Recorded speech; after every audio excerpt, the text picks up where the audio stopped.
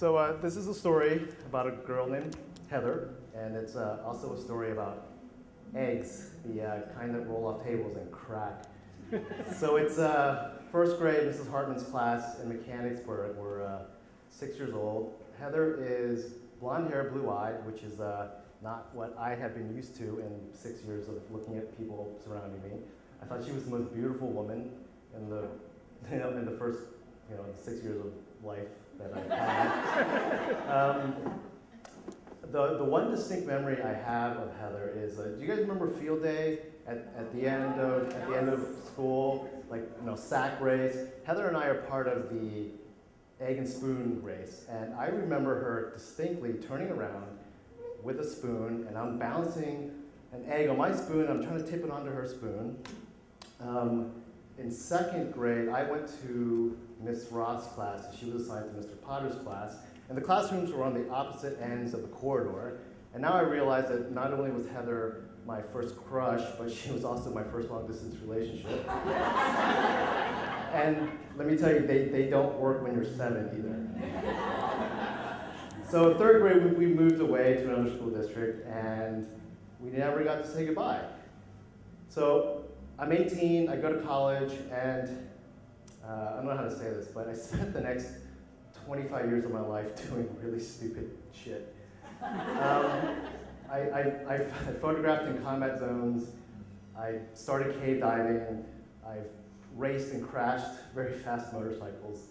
And finally, a couple of years ago, I think luck caught up with me and my life imploded. So I moved back to central Pennsylvania to heal. And of course, I don't know anyone because I haven't been here in 25 years.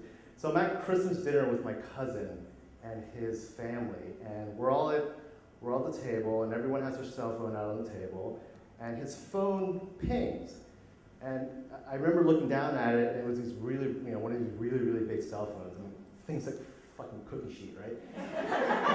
And it's so big that I can see the name that is on the screen, and it's Heather.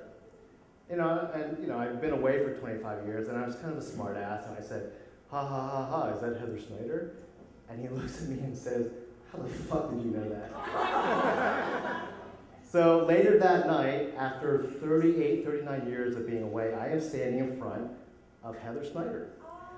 Blonde hair, blue-eyed, same person. And over the next year, we have become really, really good friends. She was my first friend back here. One of the favorite things we like to do is we like to cook and eat together. She loves to send me pictures of men on Match.com who message her. We can spend hours just going through these names of men who are like, God, stop, please. One day, early on in our friendship, she was wearing a tank top, and I saw that she had a scar on her chest, and I thought she had heart surgery, and I said, what happened? And so for the next 2 hours, she sat me down and told me about how in 2011, she had trouble breathing, and then she was rushed to the hospital because her lungs had collapsed, and then she was flown to a hospital in Pittsburgh, where over the next 2 or 3 months, she underwent a double lung transplant. So she survived.